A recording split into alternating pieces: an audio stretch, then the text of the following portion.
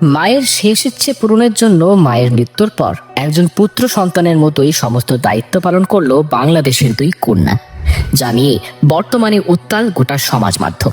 আসল ঘটনাটা ঠিক কি, চলুন জেনে নিই। শুধুমাত্র মায়ের ইচ্ছে পূরণ করবে বলেই মায়ের মৃত্যুর পর একজন ছেলের মতোই মৃত্যু পরবর্তী সমস্ত দায়িত্ব পালন করছে দুই মেয়ে। কিন্তু সবচেয়ে অবাক করা বিষয় হলো যে চুলের প্রতি কম বেশি প্রত্যেকটা মেয়েরই একটা ভালোবাসা থাকে, সেই চুলও তারা কেটে ফেললো শুধুমাত্র মায়ের জন্য। হ্যাঁ, এই দুই বোন প্রমাণ করলো একজন মেয়ে একজন ছেলেরই সমতুল্য হয়, আসলে কোনো সময় তাদের থেকে এগিয়েও থাকে। মেয়েরাও পারে বাবা মায়ের শেষ ইচ্ছে পূরণের জন্য আপ্রাণ লড়াই করতে। কেউ কেউ এই কাজের জন্য প্রশংসা করেছেন, আবার কেউ কেউ বিরূপ মত প্রকাশও করেছেন।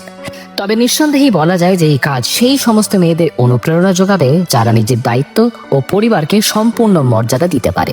কর্ণে সেই দুই কন্যাকে যারা মায়ের শেষ ইচ্ছে পূরণের জন্য নিজেদেরকে সম্পূর্ণরূপে আত্মসমর্পণ করেছেন, ত্যাগ করেছেন নিজেদের সৌন্দর্য, উপেক্ষা করেছেন এই গোটা সমাজকে। কজনই বা পারে বলুন তো এইরকম সাহসিকতার পরিচয় দিতে?